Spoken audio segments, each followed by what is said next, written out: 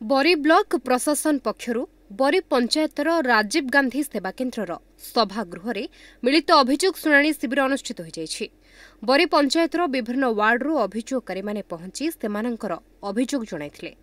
आज अभियोग शिविर में मोट 16 गोटी अभियोग पंजीकृत होइथिबा जणापड़िछि। बरी बीडीओ असित कुमार महांती, अतिरिक्त बीडीओ महेश्वर सेठी, सरपंच सोनाली सिंह, बीएसएसओ रंजित जेना, एमआई महेश्वता दास, जेई हृषिकेश जेना, आरडब्ल्यूएसएस जेई विभूति भूषण पंडा समेत विद्युत विभाग अधिकारी माने जोग देथिले। एही शुणाणी शिविर में सरपंचकर प्रतिनिधि मनोज सिंह, प्रकाश मल्लिक, विपिन मल्लिक, ज्ञानरंजन दास प्रमुख उपस्थित रही शिविर परिचालन सहयोग करथिले।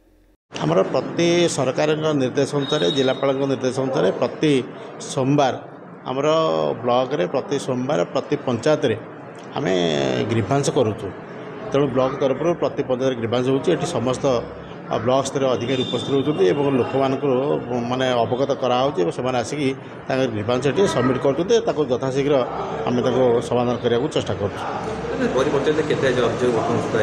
बर्तमान सुधा 15टी होगला आम अपेक्षा कर गोटे पर्यटन जिते हम आम सब नहीं विशेषकर भत्ता उपर अच्छे पीएमआर सर्वे सरी जाए पीएमआर कि आम रखुँ से सब ये हम कि भत्ता अन्य जहाँ अच्छी रखुँ शीघ्र समाधान हो। मो बरी पंचायत रे जनशुणाणी कार्यक्रम अच्छे जो लोक मानकर जो सब अभियोग रही जनशुणाणी रे से अभियोग रखा जाए तापर सेटा केमती कार्यकारी हम सेटा ब्लॉक तरफ गोटे चेष्टा आम पंचायत तरफ एटार अधिकांश एपर्यंत आमर 11टा 11:30 है 15 जनकर अभियोग होती। विशेषकर आमर भत्ता उपरे अभियोग अच्छे कि जो मानकर ओल्डेज भत्ता अच्छा विधवा मैंने अच्छा से भत्ता केमती माने तांको यथाशीघ्र दिज्व एटा मोर ब्लॉक को निवेदन बरी पंचायत तरफ जेकोसी शुणाणी अच्छी लोक मानकर अन्यान्य अभियोग 10टा ରୁ 1 पर्यंत टाइम अच्छी लोक मानक जना जाइए लोक मानकर जो सब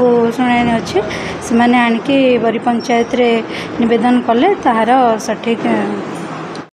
जाजपुर बरीरू शर्मिष्ठा द्विवेदी रिपोर्ट, न्यूज़ 8 ओडिया।